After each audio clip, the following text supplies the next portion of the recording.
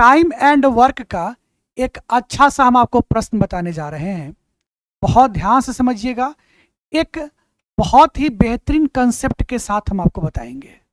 बहुत ध्यान से समझिएगा। देखिए, ए किसी कार्य का 4/9 भाग 16 दिनों में, बी 3/5 भाग 27 दिनों में और सी 11/15 भाग 44 दिनों में कर सकता है। तीनों मिलकर पूरा काम कितने दिनों में करेंगे? हम पहले प्रश्न को बहुत अच्छा से समझाने का प्रयास कर रहे हैं। देखिए, कहा क्या गया है ए के बारे में कि 4/9 भाग 16 दिन में करता है।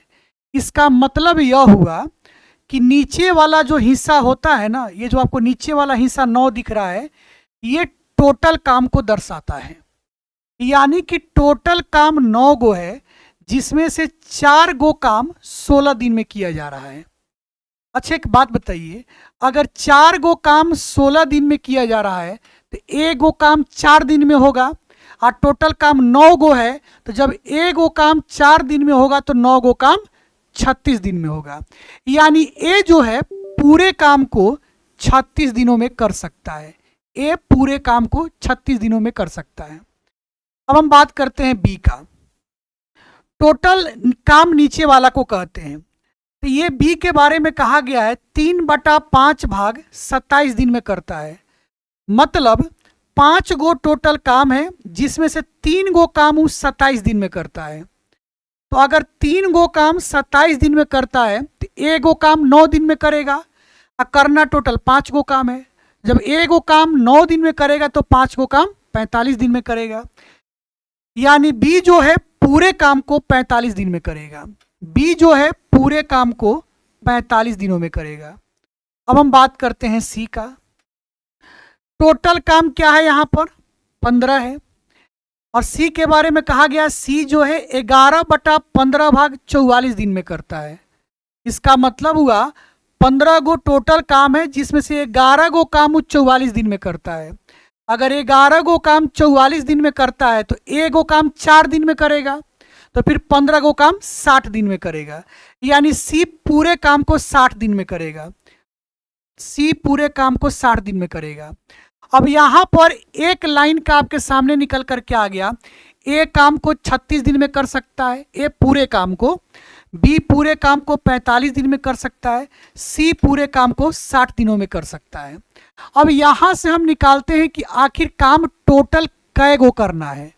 तो टोटल वर्क निकालने के लिए हम सभी का एलसीएम लेते हैं।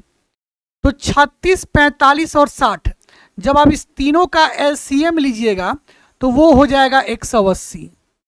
ये कहलाएगा आपका टोटल वर्क।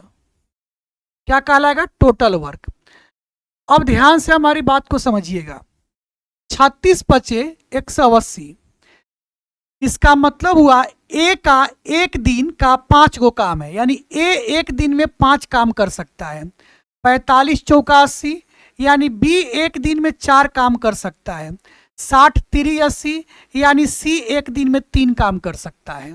और किसी का भी एक दिन का किया गया काम ही उसकी क्षमता कहलाता है, उसकी इफिशियंसी कहलाता है। मान लीजिए कि हम एक दिन में 10 काम करते हैं, तो हमारी वो क्षमता कहलाएगी। एक दिन में किए गए काम, अगर प्रश्न में दिन है तो हम दिन का बात करेंगे, घंटा है तो हम घंटा का बात करेंगे, मिनट है तो हम मिनट का बात करेंगे। यहाँ पे दिन का बात है, इसलिए हम दिन की बात कर रहे हैं। एक दिन में किए गए काम को ही उसकी क्षमता कहते हैं। यानी ए की क्षमता 5, बी की क्षमता 4 और सी की क्षमता 3 हो गई।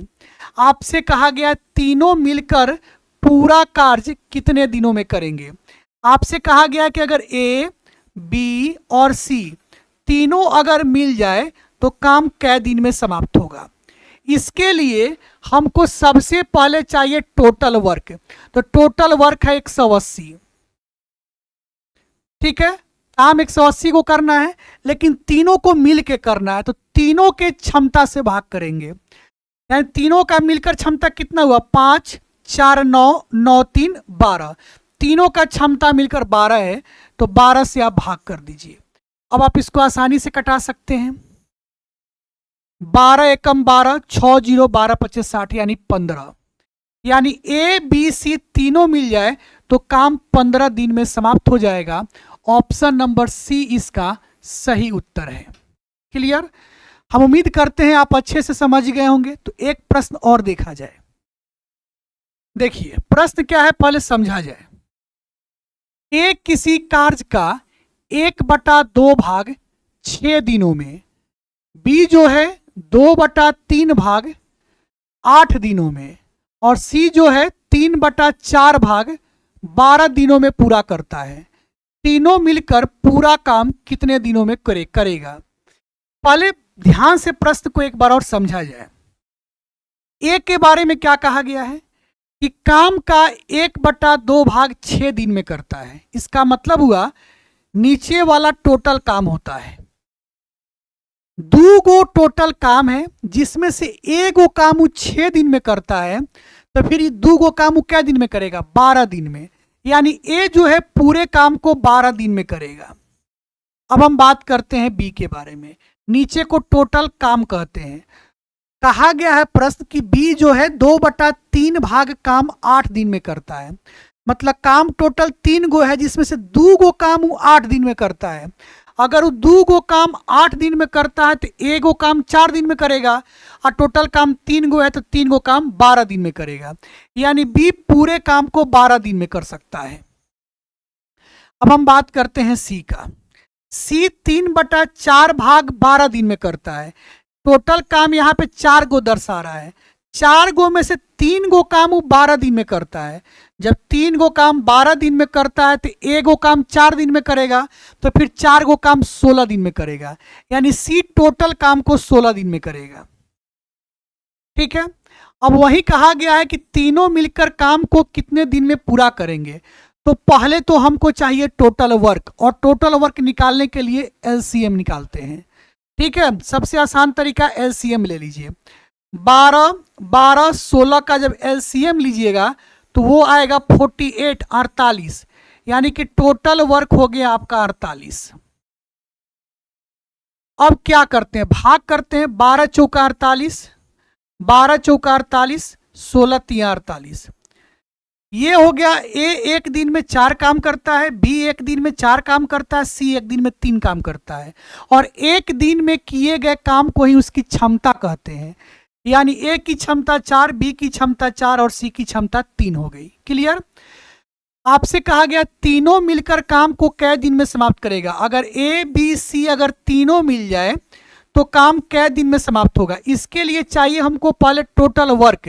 तो टोटल वर्क है 48, और कहा गया है कि तीनों मिलके काम को कै दिन में करेगा। तो तीनों की क्षमता से भाग करेंगे।